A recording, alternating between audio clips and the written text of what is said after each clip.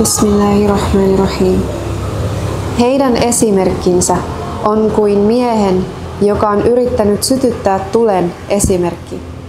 Juuri kun tuli on valaissut, mitä hänen ympärillään on, Jumala vie heidän valonsa ja jättää heidät pimeyksiin, heidän pystymättä näkemään.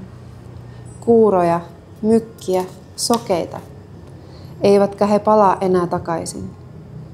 Tai kuin sademyrskyn, sataen kaatamalla suoraan yläpuolelta, täynnä pimeyden kerroksia, jyrinää ja salamoita.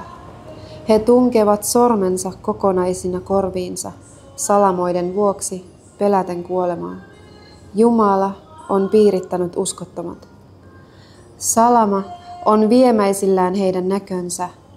Joka kerta, kun se valaisee heidän tietään, he kävelevät sen valossa, mutta kun pimeys lankeaa heidän ylleen, he seisahtuvat.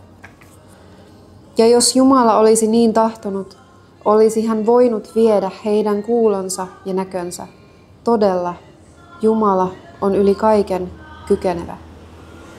Ihmiset, palvokaa Herraanne, joka on luonut teidät ja ne, jotka olivat ennen teitä, jotta ehkä oppisitte olemaan tietoisia hänestä, joka on tehnyt teille maan matoksi ja taivaan katoksi ja lähettänyt alas taivaasta veden ja tuo sillä esiin hedelmiä teille ravinnoksi. Joten älkää asettako vertaista Jumalalle, kun kerran tiedätte. Jos olette epäilyksessä siitä, mitä olemme lähettäneet alas palvelijallemme, niin tuottakaa yksikin edes hieman samanlainen suura, ja kutsukaa muut todistajanne kuin Jumala, jos olette vilpittömiä. Ellette tee näin, ettekä varmasti sitä teekään, niin varokaa tulta, jonka polttoaineena ovat ihmiset ja kivet, ja joka on valmistettu uskottomia varten. Anna ilosanoma niille, jotka ovat uskoneet ja tehneet hyviä tekoja, että heille on oleva puutarhat, joiden notkelmissa joet virtaavat. Aina kun heille tarjotaan niiden hedelmistä, he sanovat, tämä on se, joka tarjottiin meille aikaisemmin, sillä heille oli tarjottu jotain sitä muistuttavaa. Ja heille on siellä puhtaat puolisot, ja he saavat asua siellä ikuisesti. Todella, Jumala ei häpeä esittää vertausta pienimmästäkään sääskestä, eikä sen yläpuolellakaan olevista asioista. Mitä tulee niihin, jotka ovat uskoneet, he tietävät, että se on totuus heidän Herraltaan.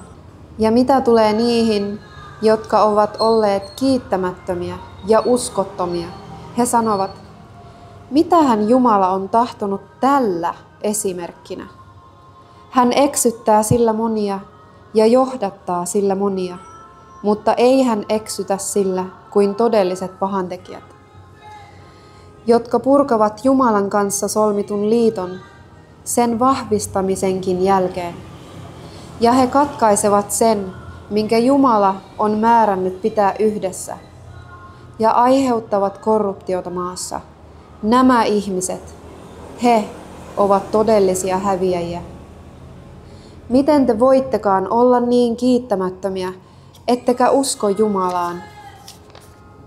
Kun te olitte elottomia ja hän herätti teidät henkiin, sitten hän saa teidät kuolemaan ja herättää taas henkiin, ja sitten hänen luokseen te olette palava. Hän on se, joka loi teille kaiken, mitä maassa on. Ja sen lisäksi hän kääntyi taivaita kohti ja järjesti ne 7 taivaaksi. Ja hän on kaikista asioista tietävä.